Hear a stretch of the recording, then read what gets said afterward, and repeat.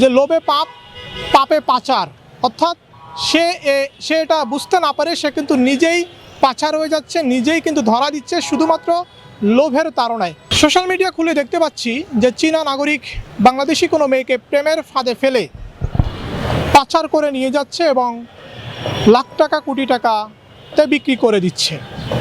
এটা আসলে আমাদেরকে ভাবাচ্ছে এবং একই সাথে আমি এটা বলবো যে যেই সমস্ত মেয়েরা মনে করে যে বিদেশি নাগরিক আমাকে বিদেশে নিয়ে যাচ্ছে, এক্ষেত্রে একটা কথাই বলবো যে লোভে পাপ, পাপে পাচার, অর্থাৎ সে এটা বুঝতে না পারে সে কিন্তু নিজেই পাচার হয়ে যাচ্ছে, নিজেই কিন্তু ধরা দিচ্ছে শুধুমাত্র লোভের তাড়নায়।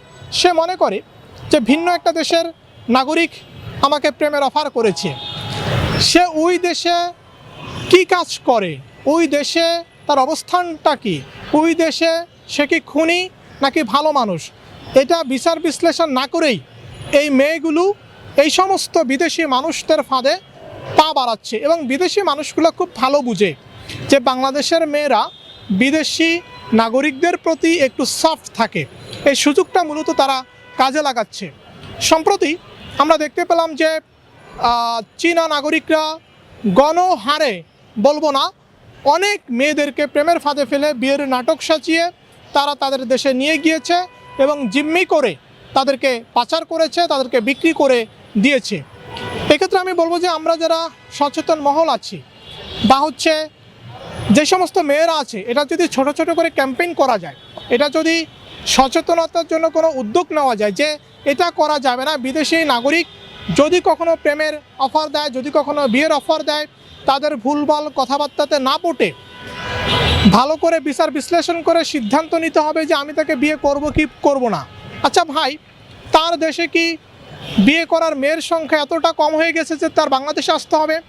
অবশ্যই তার অসৎ উদ্দেশ্য, এটা হচ্ছে প্রথম বোঝার উপায়।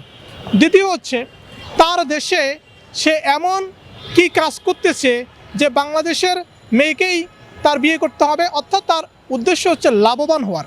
এই লাভবান হওয়ার আশায় অনেক বিদেশি নাগরিক আমাদের দেশে আসে এবং আমাদের দেশের মেয়েরা অল্পতে বুঝে যায়।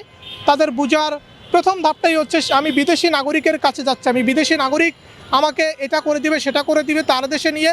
এই মেয়েগুলো আসলে বুঝতে পারে না। অনেক সময় কিছু কিছু মেয়ে নিজের বাবা মাকে না জানিয়েও এই বিয়ে করার সিদ্ধান্ত নেয়। তারা ভাবে আমরা যদি বাবা মাকে জানাই, আমরা যদি অন্য কাউকে জানাই, তাহলে তারা হয়তো বা তার ক্যারিয়ারটা ধ্বংস করে দিবে। কারণ ওই যে লোভ, এই লোভ থেকে যে পাচার হয়ে যাচ্ছে, লোভ থেকে যে সে নিজেকে বিক্রি করে দিতেছে, এটা সে নিজেও জানে না। আর এই সুযোগটাই কিন্তু বিদেশি নাগরিক, বিশেষ করে চীনা নাগরিকরা নিচ্ছে। এটা আসলে আমরা যারা আছি সচেতন মহল, তাদেরকে সচেতন হতে হবে এবং মেয়েদেরকে বোঝাতে হবে যে একটা বিদেশি নাগরিক যখন আসে তার প্রেমে হুটহাট পড়া যাবে না, তাকে বিয়ে করা যাবে না।